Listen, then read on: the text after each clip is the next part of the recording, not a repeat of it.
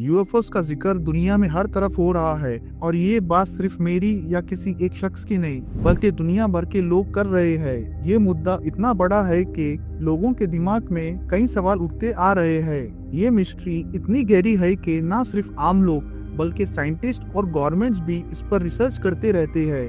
ये बात भी साबित हो चुकी है कि यूएफओस के बारे में कई गवर्नमेंट डॉक्यूमेंट्स और रिपोर्ट्स मौजूद है, लेकिन इसका सच अभी तक छुपा हुआ है। साल 1947 में एक ऐसा इंसिडेंट सामने आया जो यूएफओस के हवाले से एक अहम हिस्सा बन गया। ये इंसिडेंट रोजवेल, न्यू मैक्सिको के करीब हुआ, जिसमें कहा जाता है कि एक यूएफओ जमीन पर उतरा था। ये सवाल आज तक लोगों के दिमाग को कंफ्यूज करता रहता है कि क्या यूएफओस वाकई में जमीन पर आए थे? अगर हाँ, तो फिर वो कहाँ चले गए? रोजवेल इंसिडेंट के दौरान अजीब डेब्रिस मिली थी। उस पर मीडिया और गवर्नमेंट के अलग अलग रिएक्शन इस बात को और भी कंफ्यूजिंग बनाते हैं। इसका सच क्या है, ये आज तक एक अनसॉल्व्ड मिस्ट्री है। 24 जून 1947 को केनेथ आर्नोल्ड, जो एक एक्सपीरियंस पायलट थे, कैस्केड माउंटेन्स के ऊपर एक गिरा हुआ मिलिट्री एयरक्राफ्ट ढूंढ रहे थे। इसके दौरान उन्होंने कुछ ऐसा देखा जो उस वक्त के लिए बिल्कुल नामुमकिन लगता था। उन्होंने 9 क्रिसेंट शेप्ड ऑब्जेक्ट्स देखे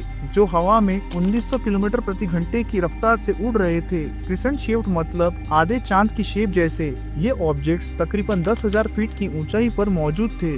पायलट के मुताबिक ये ऑब्जेक्ट्स पानी में पत्थर के उछलने की तरह हरकत कर रहे थे। जब उनकी ये रिपोर्ट मीडिया तक पहुंची तो इस इंसिडेंट ने दुनिया भर का ध्यान अपनी तरफ खींचा। हर तरफ इस पर बहस शुरू हो गई कि ये चीजें असल में क्या थी। केनेथ आर्नोल्ड के इस वाकये ने यूएफओस के हवाले से कई सवाल उठने लगे कि क्या हम अकेले हैं या किसी और दुनिया के लोग हमसे बात करने की कोशिश कर रहे हैं। 7 जुलाई 1947 को रोजवेल, न्यू मैक्सिको के करीब एक रैंचर जिनका नाम मैक ब्राजील था, उन्होंने पुलिस को फोन करके ये खबर दी कि उसके खेत में अजीब चीजें बिखरी हुई है।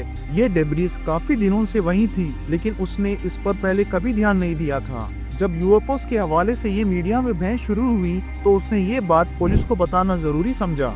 इसके बाद रोजवेल का ये वाकया कई सालों तक एक अनसॉल्व्ड मिस्ट्री बना रहा। फिर कई साल बाद 1978 में एक रिटायर्ड मिलिट्री आर्मी ऑफिसर जिनका नाम जेसी मार्शल था, उन्होंने ये इल्जाम लगाया कि असली डेब्रिस को छुपाया गया था और जो तस्वीरें और स्टोरीज मीडिया के सामने रखी गई थी वो सिर्फ एक कवर अप थी। इस स्टेटमेंट के बाद ये वाकया सिर्फ यूएफओस के हवाले से नहीं बल्कि गवर्नमेंट सीक्रेसी और कॉन्स्पिरेसी थियरीज के लिए भी मशहूर बन गया। जब जेसी मार्शल ने कंफर्म किया कि एक डिस्क शेप्ड फ्लाइंग ऑब्जेक्ट एक रैंच से उठाई गई है तो ये खबर फौरन अखबारों की हेडलाइंस बन गई।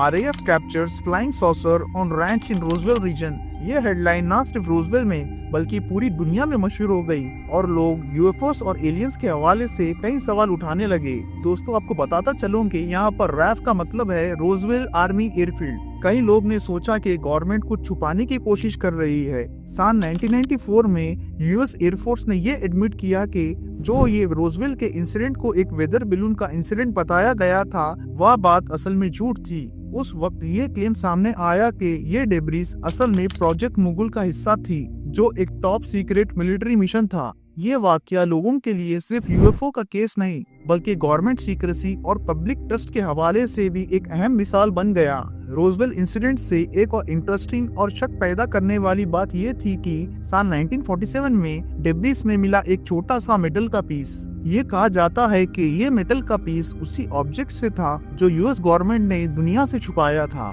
इस मेटल की अनयूजुअल प्रॉपर्टीज और ओरिजिन के बारे में कई साल तक स्पेकुलेशन होती रही। इस मेटल पीस के एनालिसिस के दौरान माइक्रोस्कोप और स्पेक्ट्रोस्कोपी जैसे एडवांस्ड टूल्स का यूज किया गया।